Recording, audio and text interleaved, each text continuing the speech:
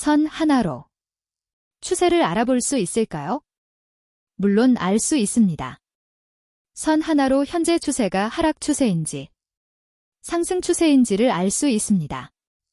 그 선이 무엇이냐고요?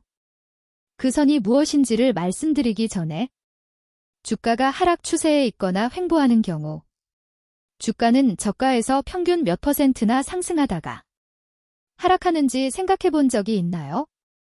이 질문에 답을 하기 전에 먼저 선행에서 정의해야 하는 단어는 저가입니다.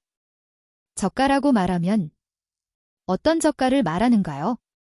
오늘의 저가도 있고 5일 중 최저가도 있고 20일 중 60일 중 240일 중 최저가도 있는데요.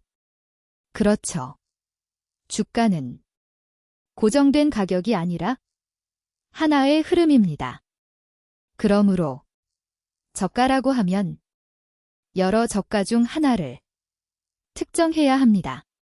일봉을 기준으로 거래한다면 60일 최저가를 저가로 책정하는 것이 무난하지 않을까 싶네요.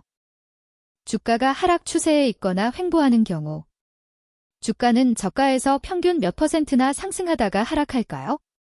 이를 기술적 반등 최대 %라고 해볼까요? 기술적 반등 최대 %를 넘어서는 상승이 이루어진다면 하락 혹은 횡보 추세를 극복하고 상승 추세로 전환되었다고 보는 것이 타당할까요? 그럼 기술적 반등 최대 % 후보들을 차트에 그려보겠습니다. 저가를 60일 최저가로 책정했으니 60일 최저가를 먼저 그립니다. 다음으로 60일 최저가에서 10% 상승한 선을 그려봅니다. 종가가 10% 선을 넘어섰을 때 주가가 상향으로 전환되었다고 보이시나요?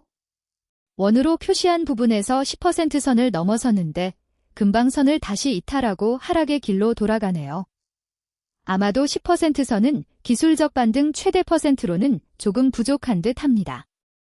10% 선 위에 20% 선을 하나 더 그어봅니다. 원으로 표시한 부분에서 20% 선을 넘어섰는데 또다시 이탈하고 하락을 계속합니다. 20% 선도 기술적 반등 최대 %로는 부족한 것으로 보이네요. 20% 선 위에 30% 선을 또 그어봅니다. 30% 선을 넘어섰을 때 원을 그어서 표시해보면서 그 이후의 주가 움직임을 살펴봅니다. 20% 선보다는 확실히 상승하는 경우가 많아졌습니다. 특히 삼각형으로 표시한 23년 8월과 24년 5월에 30% 선을 돌파했을 때는 매우 큰 상승을 이루었다는 것을 알 수 있습니다. 그렇다면 30% 선은 예시한 종목 한국화장품 제조에 국한된 경우일까요? 만약 30% 선이 특정 종목에서만 기술적 반등 최대 %라면 모든 종목에 일반적으로 적용하기 어려울 것 같아 다른 섹터의 종목들을 더 확인해 보겠습니다. 삼성전자의 경우 25년 8월과 9월 30% 선을 돌파하면서 상승세로 전환되었다는 것을 확인할 수 있겠네요. 그럼 과거에는 어땠을까요? 과거 삼성전자는 변동성이 크지 않은 종목이었습니다. 따라서 30% 선이 아니라 20% 선이 기술적 반등 최대 %로서 작용했었네요. 로보티즈의 경우에는 매번 30% 선이 기술적 반등 최대 %로서 작용한 전형적인 종목이네요. 사마 콘덴서의 경우도 30% 선을 돌파하면서 상승 추세가 확인된 종목입니다. LS 일렉트릭도 30% 선의 돌파가 강한 상승 추세로 전환되었다는 것을 확인하게 해줍니다. 여러 종목의 주가 흐름과 30% 선의 움직임을 살펴보건대 60일 최저가에서 30% 상승한 선을 기술적 반등 최대 %로 결정함에 무리가 없을 듯 합니다.